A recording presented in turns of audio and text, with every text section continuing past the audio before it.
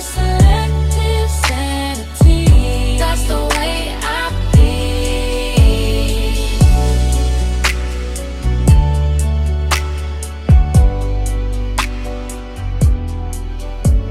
What up, Sanimaniacs, and welcome back to Selective Sanity. I'm your girl, Tessa Evelyn Scott, and this week I am selectively insane because life really be lifing in ways you never see coming, and I don't think y'all are even ready for this life update I'm about to give you because I sure as shit wasn't. Let me tell you, I have been booking flights, making plans, buying outside clothes, and now all of a sudden, my hot girl summer is officially canceled. Titties out on the beach, canceled. Getting alcohol poisoning on a billionaire's mega yacht, canceled. Because instead, I'm going to be a foster mom. Yup, you heard that right. My girlfriend and I are now the legal guardians of a 6-year-old boy in our family. Now, how long is this going to last? Honestly, we don't know, at least for the rest of the year. But right now, we are just taking it one day at a time. And what's wild is everyone keeps asking me, how are you feeling about all of this? But truthfully, I don't even know if I can answer that yet. I can tell you that I am not angry or resentful at all. I mean, despite the jokes, I'm not actually sitting here like, damn, there goes my summer. Because let's be real, y'all know I'm the queen homebody. But if anything, I just keep thinking about him. My little buddy, he's so young and he just got his world flipped upside down overnight. And so my biggest concern is just making sure he feels safe, happy, and hella loved. Now, if y'all know me on the real, then you know that this isn't actually my first rodeo into legal guardianship. Back in 2017, when I was married, my ex-wife and I became licensed foster parents. I know, the lore goes crazy, y'all. Stay tuned. But yeah, we went through all these classes, got the certifications, the home inspections, you name it. And we ended up fostering a 2-year-old girl for almost a year. And I had always known that fostering was something I wanted to do someday. Even when I was younger, I was always drawn to the idea of taking in these kids who just needed somebody to show up for them, But I definitely romanticize it because it was actually one of the hardest things I've ever done. Not to mention, it put an incredible amount of stress on my marriage, and low-key, it played a big part in us getting divorced. So yeah, I'd be lying if I said there wasn't a tiny little voice in the back of my head wondering, am I really about to do this all over again? But as scared as I am, this time feels different. Paris and I are super solid. It's actually gross how often we agree on things. We rarely argue, and she is such an incredible aunt. So watching her with little buddy together has honestly been so sweet. And I am praying that this will only bring us closer. And so far it has. So while this definitely was not on my 2026 bingo card, I am a very strong believer in things happening for a reason. Life gives you the chapter you're supposed to be living, whether you ordered it or not. And sometimes the universe don't even ask whether you wanted to be on a mega yacht with your titties out. It just drops a 6-year-old at your front door and says, figure it out. So yeah, that's what we finna do. And of course, because y'all are my internet besties, I'm gonna bring y'all along for this insane ride. So I am sure that there will be plenty of updates in the future. So stay tuned for those episodes. But enough about my life plot twist. Let's get into the show, shall we? You are listening to Selective Sanity. Selective Sanity. All right, y'all, let's kick things off with the Hollywood hustle because today we're talking about Emmy nominations because if y'all don't know, now you do. This is my Super Bowl, okay? Some people wait all year for football season or March Madness or that soccer cup thingy. But me, I'm over here refreshing the Television Academy website like it's Beyonce dropping tour dates, baby. Yeah. Now, if you don't work in television, you might just think that the Emmys are another celebrity award show where rich people celebrate their fame and wealth. And you'd partially be right. But for TV writers, actors, directors, producers, this is a really big deal. It's, in fact, my life's goal. So, am I a little bitter that yet again I have no Emmy invite in my mailbox? Yes. But there's still time for all of that. So, as for today, I'm gonna school y'all TV amateurs on all the Emmys, biggest shows, stars, and nominees, including who I think is actually gonna win, who got absolutely robbed, and maybe even convince y'all to add a few new shows to your watch list. So let's get into it, starting with the final and biggest award of the night, Best Drama Series. Yeah, okay. So our nominees are, The Diplomat, where Kerry Russell, she plays this newly appointed U.S. ambassador in the UK and basically struggles to prevent international disasters while also juggling her challenging ass marriage. I watched the show, but found it to be too serious for me. I mean, just because it's about international politics don't mean we can't show a little titty every now and then, right? I mean, look at Scandal. Anyways, then there's The Gilded Age, which is big with the period piece crowd who get off watching Bridgerton. Yeah, I'm talking about you little smut readers. No shame. All love, baby. So The Gilded Age is set in 1880s New York, and it's all about wealthy families fighting for power and social status. Now, I'm not surprised that this show made this list this year, but I would be surprised if it won. Okay, so next up is A Night of the Seven Kingdoms. That also got nominated for Best Drama because HBO ain't never gonna end the Game of Thrones cash grab. And honestly, why would they? Y'all eat it up every time. So we're back in Westeros, but this time it's about 100 years before Game of Thrones. And it's all about the adventures of Sir Duncan the Tall and his young Squire Egg as they travel the Seven Kingdoms, getting into all kinds of trouble. So compared to the Game of Thrones story, I would say this series is much smaller and more character driven. And let's be honest, Emmy voters love a shiny new prestige HBO drama. So I honestly think this series has a real shot to win, y'all. Okay, then we got Paradise. Now this one really snuck up on people because okay, Hulu, look at you making waves at the Emmys. Okay, so Sterling K. Brown, he plays this Secret Service agent who's investigating the murder of the president. And if you haven't seen it yet, I am begging you not to Google anything else because the entire fun of the show is realizing that it is absolutely not the show you think you're watching. Every episode, something makes your jaw hit the floor a little harder than the last one. And I don't know one person who didn't heavily fuck with this show. Matter of fact, I might have to do a rewatch. Okay, now let's talk about The Pit, okay? The medical HBO series that gives you straight up anxiety by following an insanely chaotic shift at this Pittsburgh emergency room.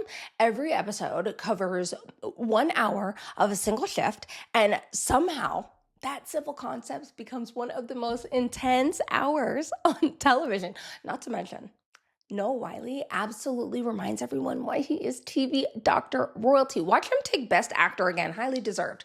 Now, then there's Pluribus. This is the newest series from Breaking Bad creator Vince Gilligan, so expectations were already through the roof, right? This show follows this miserable woman whose ordinary life gets turned upside down when the entire world is taken over by happy aliens. Yeah, if you ain't watching it, you probably think that sounds crazy. And you'd be right. I'm sorry, y'all. I am a huge fan of Vince Gilligan, but I had to tap out of this one because honestly, I'm too impatient to wait for answers. I need to know what's going on immediately. That's why I done fell off of Severance and From. Don't judge me. I just think y'all gotta leave some more breadcrumbs for your viewers, guys, please. Okay.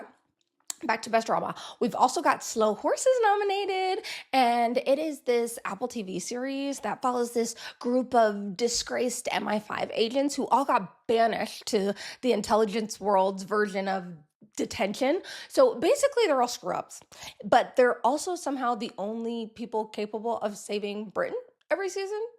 Gary Oldman, he is incredible in the show, and it's honestly become a bit of an Emmy darling. over the last few years. And this is its final season. So let's see if it'll be favored highly for that reason. I don't know.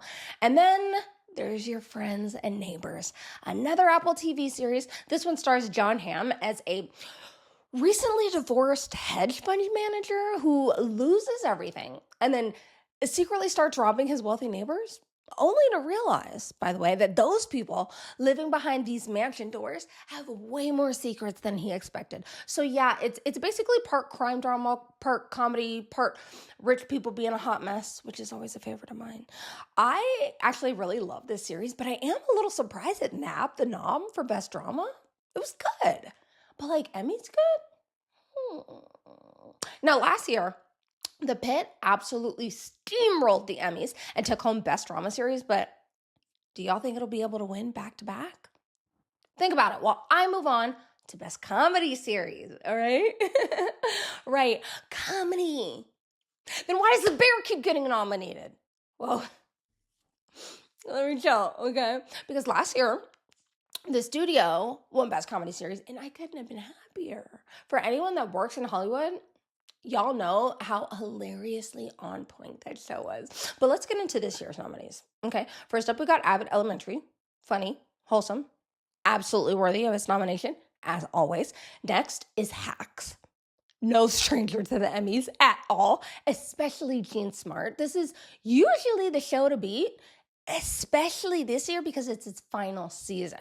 Then we've got newcomer Marco's Got Money Troubles, a new Apple TV series that follows this struggling young single mom whose life completely goes off the rails financially, forcing her to make some unconventional career decisions to keep her afloat. She does OnlyFans, y'all. Yeah, I didn't know what to make of the show at first, but it's actually funny in a really awkward way and like surprisingly emotional. Y'all should check it out. Plus, to nab an Emmy nod in its first season, that's a pretty impressive debut. Now, Nobody Wants This also got its flowers this year and made the best comedy list. And I really do like the show. I do. I think everyone in it is absolutely obnoxious, and that made it a really hard watch last season. What do you think? Then we got Only Murders in the Building, where I am starting to think that every season they go somehow convince another Oscar winner to join the cast.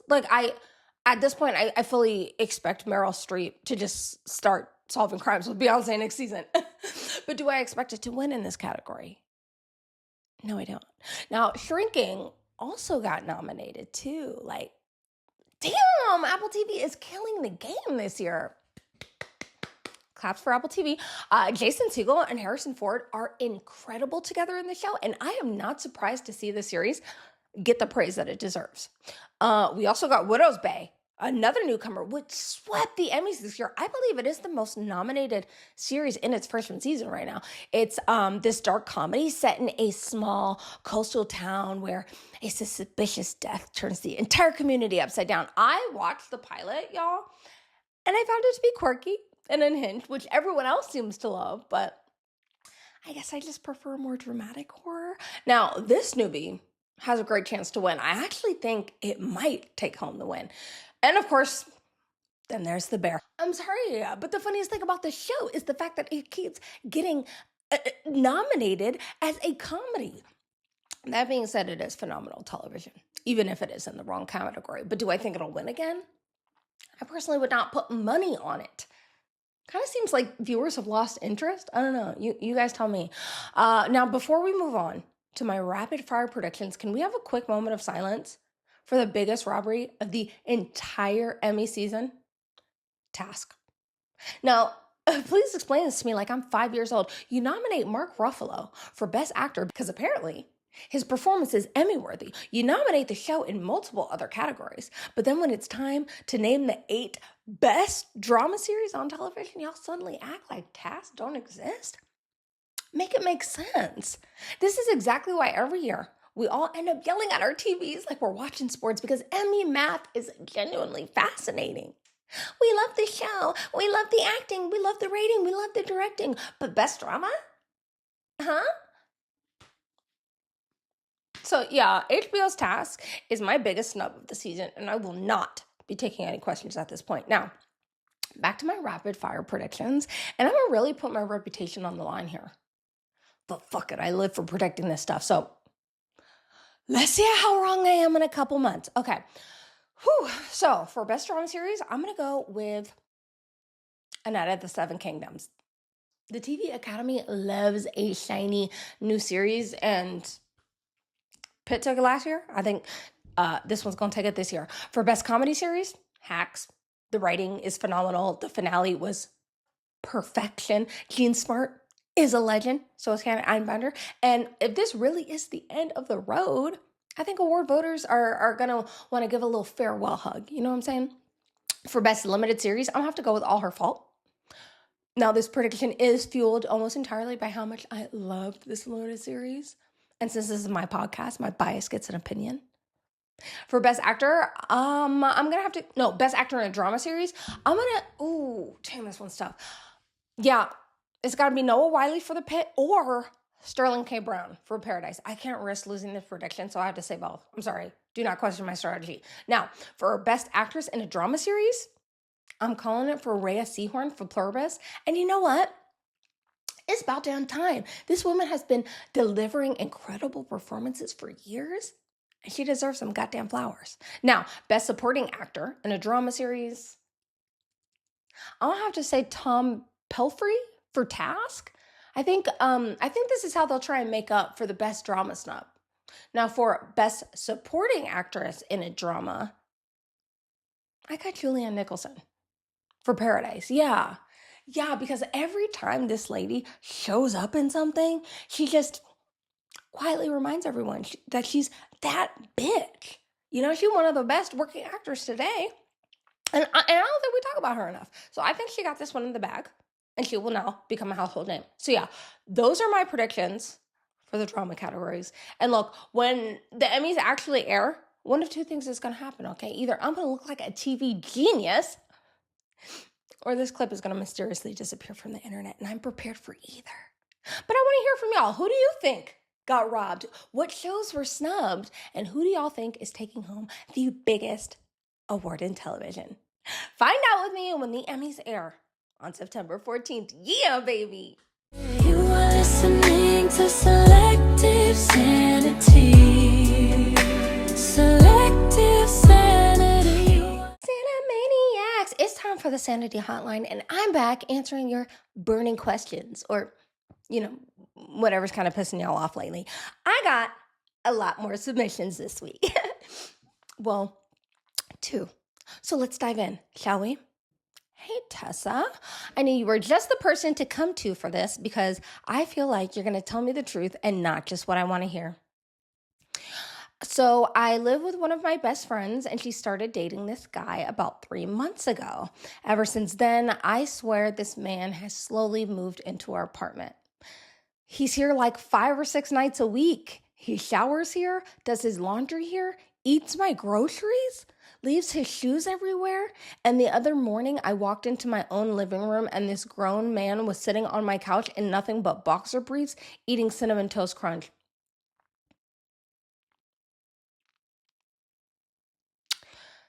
The crazy part is he doesn't contribute to a single bill. Not rent, not Wi-Fi, not even toilet paper.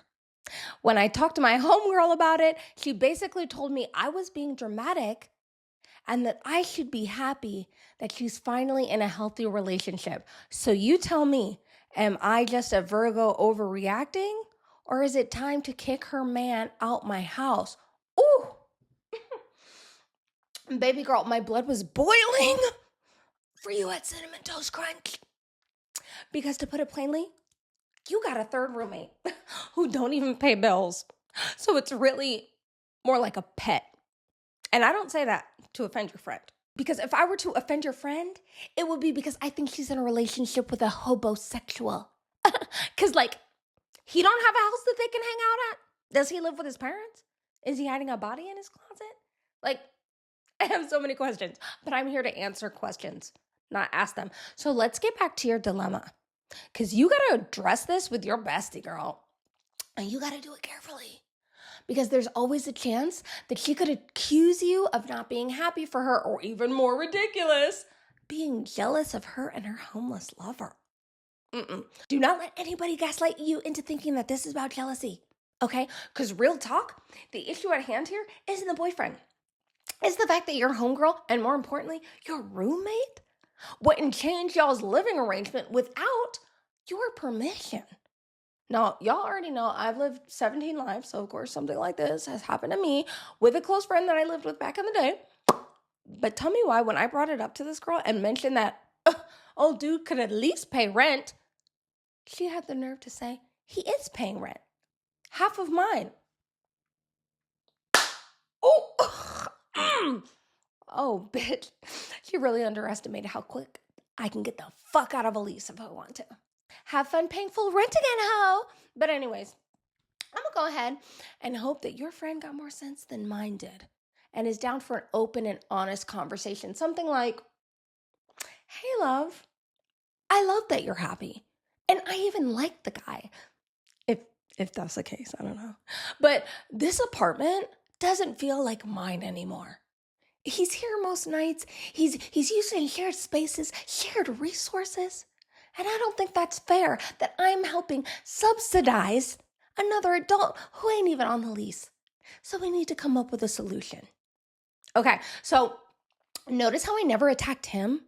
I attacked the situation because if you make it about him, she'll most likely get defensive. But if you make it about fairness, now you're having an adult conversation. So if she still tells you you're being dramatic, girl, just start sending the bitch Venmo requests. $5 for cereal, $3 for toilet paper, $8 for electricity. Because if anybody's finna be uncomfortable living up in that apartment, it damn sure shouldn't be you, baby. Good luck, stay pretty, and stay petty, queens. Damn. I just know there's a therapist out there listening to this cringing and annoying some of my answers. But I just want to say, please don't blame me, mama. Blame the internet for allowing and enabling me. Next question. Hey, Tessa.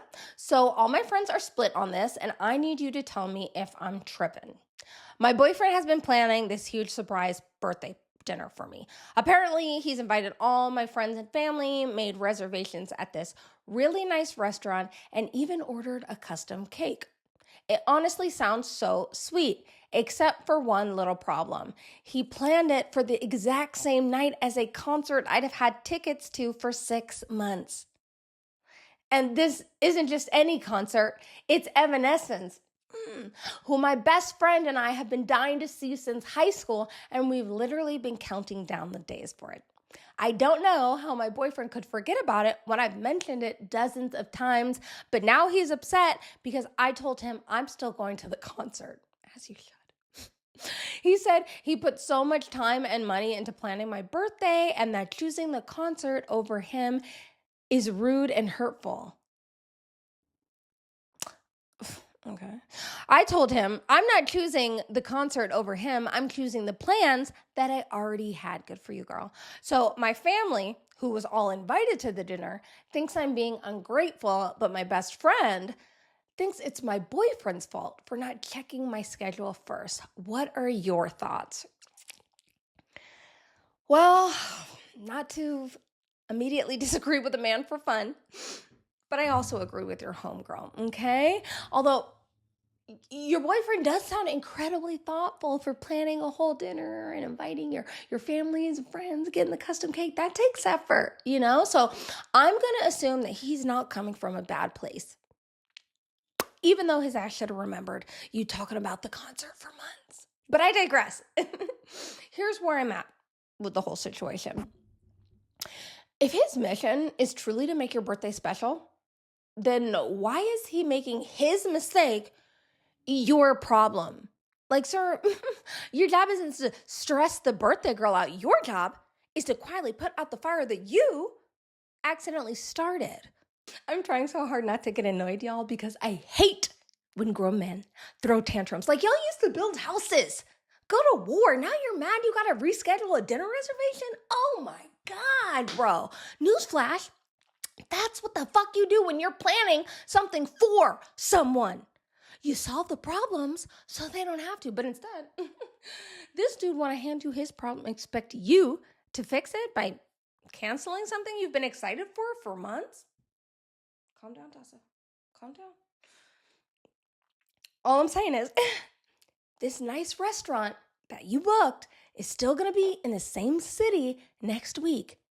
Amy Lee won't be, right? And honestly, if he really planned this dinner because he wanted to celebrate you, then seeing you happy should be the goal, not winning some weird competition against a concert or your best friend. So go scream, bring me to life at the top of your lungs. You eat overpriced arena chicken tenders and then celebrate your birthday dinner another night. And everybody wins, except maybe your man's ego. But who's worried about that? Hope this helps. Good luck and happy birthday, babe. Was I too aggressive in that one? No. You are listening to Selective Sanity. Selective Sanity. Sanimaniacs, gather around as we crack open today's very special time capsule, which honestly stems from a place of anger. Because I recently overheard some of the Gen Z species disrespecting my entertainment idol and the Princess of Pop, Britney Jean Spears. And it became clear to me then that many of you are more familiar with the Britney we reluctantly see dancing with knives on her Instagram than the pop icon the rest of us grew up salivating over. Needless to say, the Britney lore goes crazy and it deserves to be examined. So, let's rewind back to 2007, shall we? Any true Britney fan remembers it all too well. Before TikTok, before Instagram, before Twitter came around, celebrity gossip stemmed from one main source: paparazzis.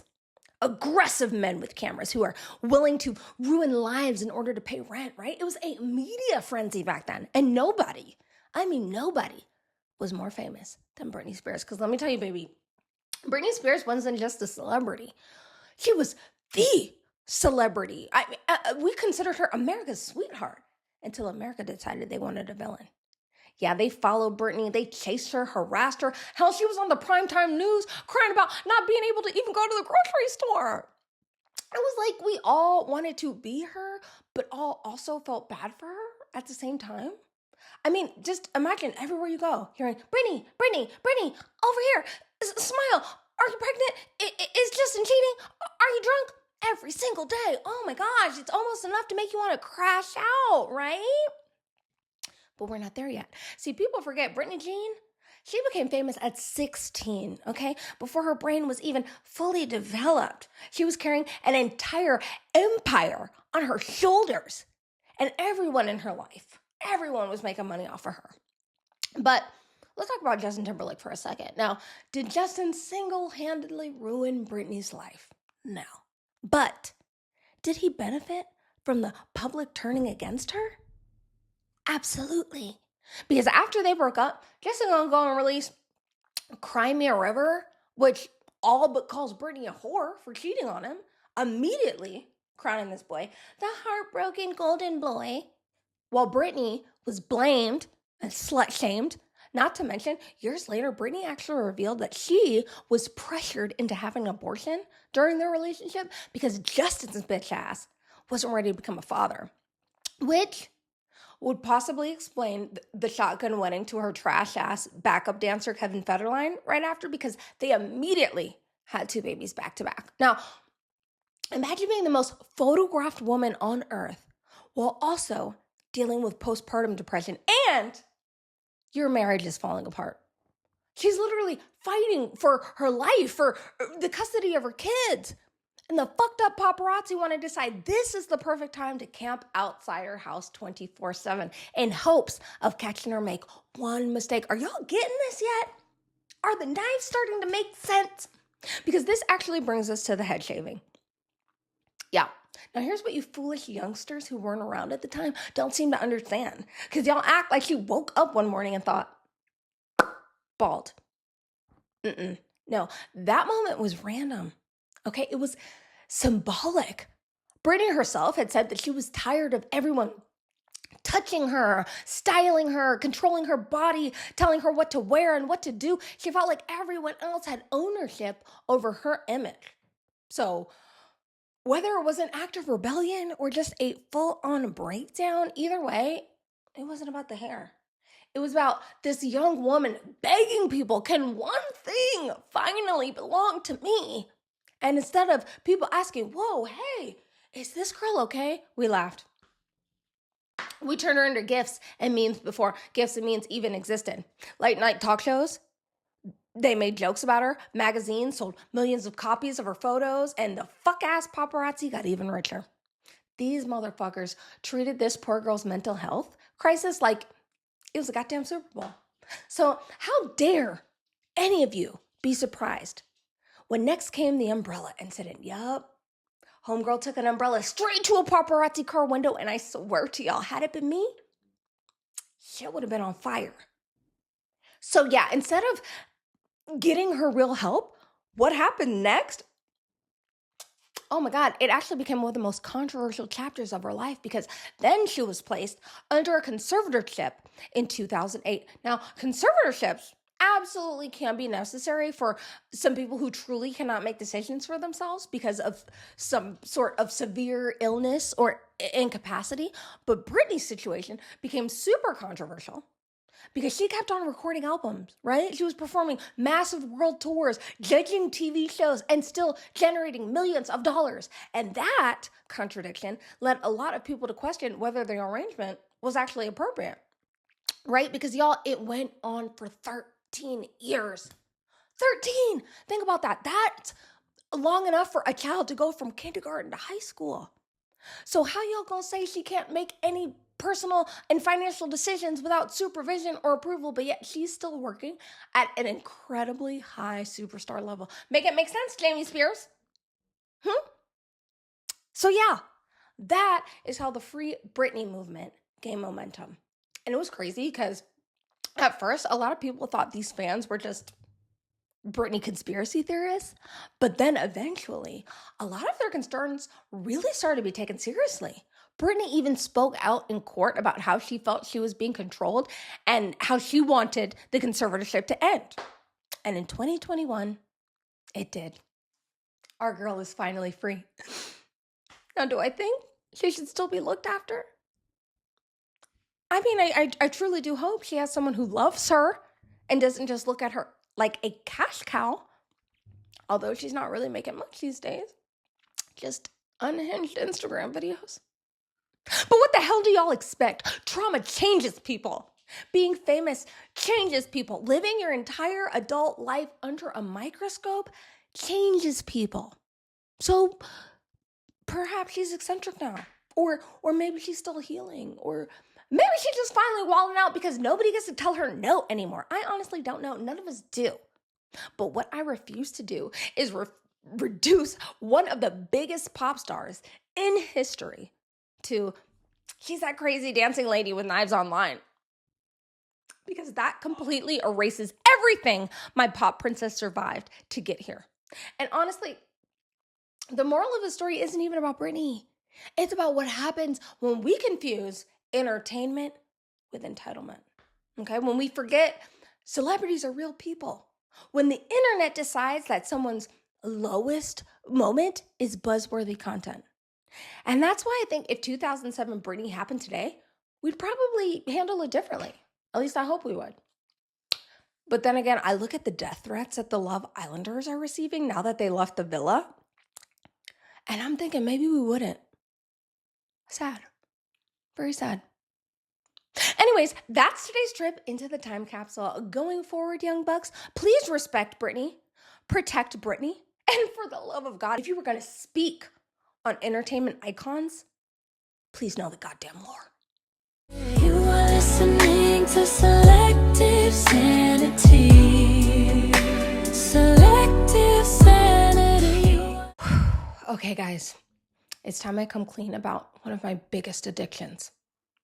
And no, it's not drugs anymore. It's the reality competition series, Big Brother. And if y'all ain't watching BB28 this summer, respectfully, what the fuck you watching, baby? There is a reason that this show has been on for nearly 3 decades, people.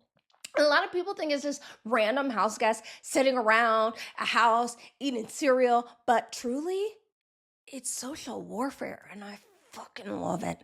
It's lying, manipulating, backstabbing your allies, winning competitions, making fake friendships, pretending you don't hate somebody while plotting their eviction 3 feet away from them. It's basically like Thanksgiving dinner with my family. But it comes with a $750,000 prize attached. Yeah, and with this new season, we're only 4 episodes in, and I already have thoughts about everyone. First of all, Big Brother casting directors, these are the chuckleheads you casted over me? Anyways, I'm going to run down how I feel about every house guest. So let's start with the gamer icons they brought back. Devins, Dee, and Angela. I was actually excited to see Angela back because that woman is an Olympic level crash out. And I'm obsessed with it. She is always convinced that someone is plotting against her. But half the time she'd be right though. So far she's actually playing pretty well. Despite the paranoia creeping in from her own alliance members. But compared to the Angela we know, that's growth, baby. Now, Devins, man, I had high hopes for you. He's positioned really socially well, but then he goes to tells one alliance about another alliance he's in. Sir, have you ever even seen an episode of Big Brother before? What the hell was that? It was a rookie mistake. But now that he's HOH, I think he's going to go big. He's not even trying to win this game. He's just trying to have fun. And I love that about Devins. Because let's be real, he's a Survivor legend, but he's also never won before. So, I don't know, maybe try to play to win, Devins? I don't know. Then there's Dee, who stays killing it. She is calm, she's strategic, she's well-connected, and she is one of the few people in the house who is actually thinking 3 moves ahead. My only complaint, though, is that this girl has a pattern. Like, mama, why can you not be on television without finding yourself in a showman's? Survivor, The Challenge, and now it's looking like she might be cuddling up with Barrett. Dee, focus. The money is over here, girl. Flirting can wait until the finale, right? Okay, speaking of Barrett, I actually like the tall teddy bear. He seems chill. He's not doing much. And somehow he's landed himself in the core alliance with Devins, Dee, Angela, and Drew. And now the tool shed. And that's exactly where I would want to be this early. Good job. Also, can we talk about Drew? Because I fully expected him to annoy the hell out of me. I thought he was just going to be another loud frat bro who thinks burping is a personality trait. But honestly, I think he's playing the best game in the house right now. So if this whole dumb frat boy thing is an act to lower everyone's guard, I got to give him credit because that's actually brilliant. Yeah. Then we got the Red Corner Alliance, right? Which is hilarious because it's fake to Dee and Devins, but very real to Haley, Camu, and Chuck. They're over there acting like they run in the entire house while half of their alliance is playing in their face. Embarrassing. And I actually liked Chuck preseason. I almost put him on my fantasy roster because I think he's got potential. But he already painted a huge target on his back by hanging with the wrong crowd and looking like a competition beast. Also, why would you say your favorite country music artist was Morgan Wallen? Just try and fly under the radar, my guy. Now, Haley and Camu, I could absolutely see a showman's happening, but later, right? Keyword later. Because right now, it's just way too early. Unless you're Lyric and Rome, who are already talking about having kids together after like 2 days. Hello? Did y'all forget this is Big Brother? Not Love Island? Stop playing footsie and lock in. I hate a showman's. I'm sorry, y'all. Y'all can both go and cuddle at home. How about that? Bye. Now, Melanie and Mallory. I can't really stand either one of them. One's way too cold. The other one's way too emotional. And both of them are just playing really sloppy games. I don't see either of them making it past jury. I mean, unless something changes dramatically, they're given early eviction energy. And Big Brother casting directors. Again, y'all are so wrong for casting Taylor and Lala in the same season with basically the same damn hairstyle, knowing damn well you just gave us the mother-son twist with Suri a few seasons ago. If I was up in that house, I would absolutely be convinced that they were related. Because not only do they look alike, You're both playing pretty poorly.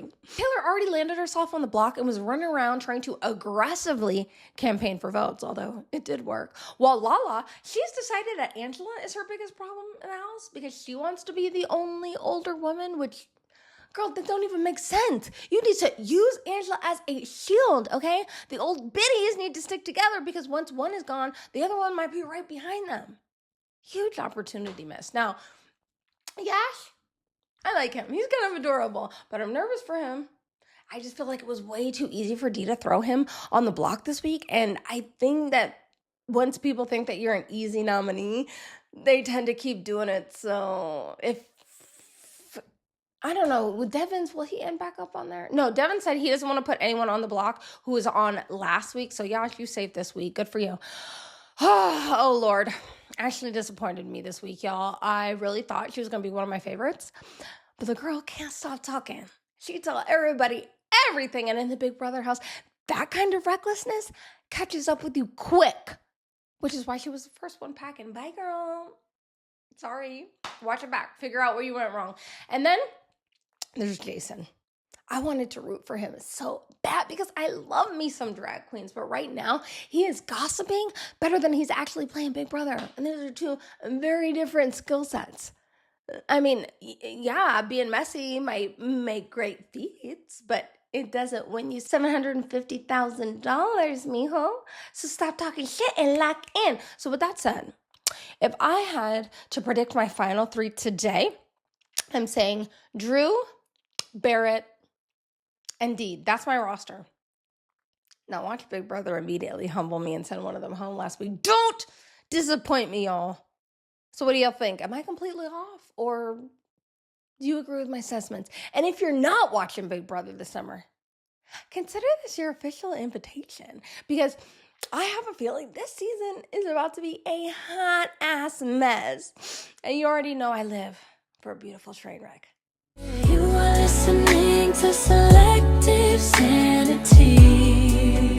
Selective Sanity. I know y'all didn't think I was finna skip my ick of the week this week. I got hella icks to go around, so never that, baby. And this week's ick, it's a big one, and it goes to every single woman who willingly opened her wallet, fought through Ticketmaster, put on a cute little outfit, and said, you know what sounds like a great girls' night? Supporting Chris Brown. Birds! I'm sorry, but out of all the men on this planet, that's the hill we're dying on, babes? Ew.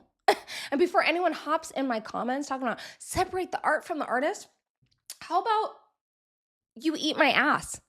Why the fuck would I do that? Especially when some artists make it real hard to figure out who the fuck they really are. I mean, hello?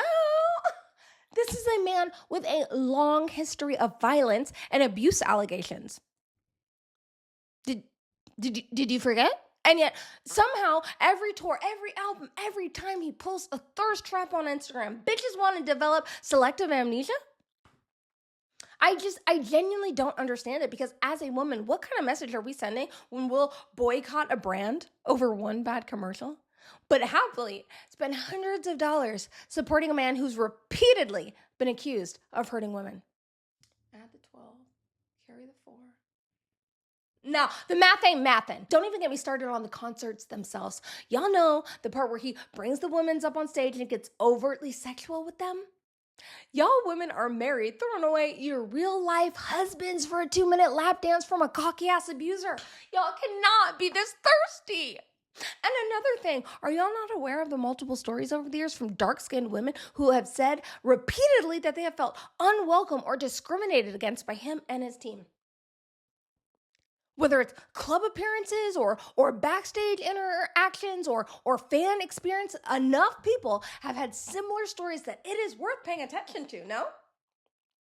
I mean, as a woman, and I keep saying as a woman because I can't believe I have to talk to y'all like this. I don't understand how y'all can overlook all of that for a 6-pack and some dance moves. Couldn't be me. Why? Because I'm smarter than y'all bird bitches. But hey, enjoy your concert, you pygmy hoes. You're my biggest ick of the week. Fight me in the comments. You are listening to Selective Sanity. Selective Sanity. All right, baby dolls. Now, before I give y'all this week's homework, I gotta know who completed their homework from last week.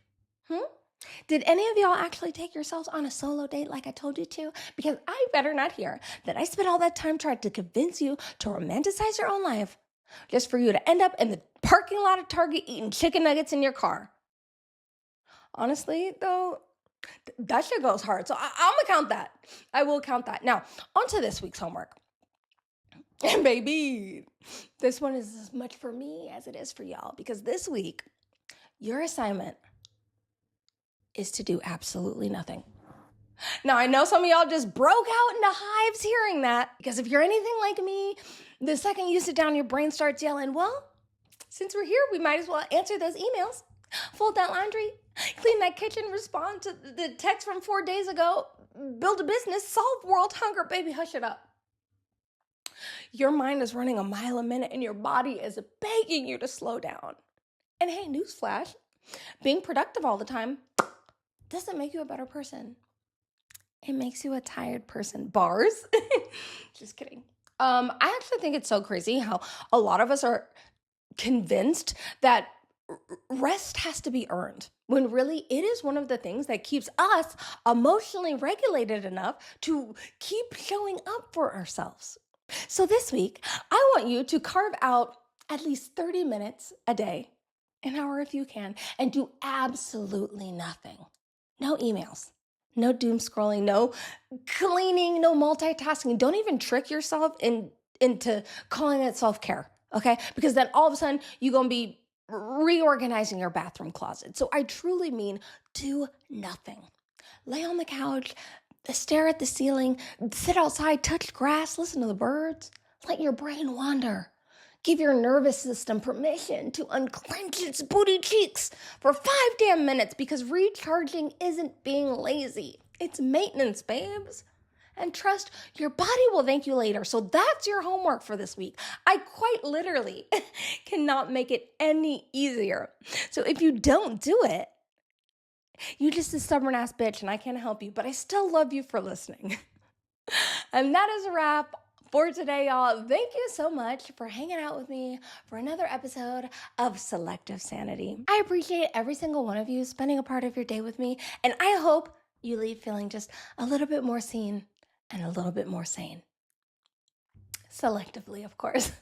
I love y'all, and I'll see you next week. Bye. You are listening to Select.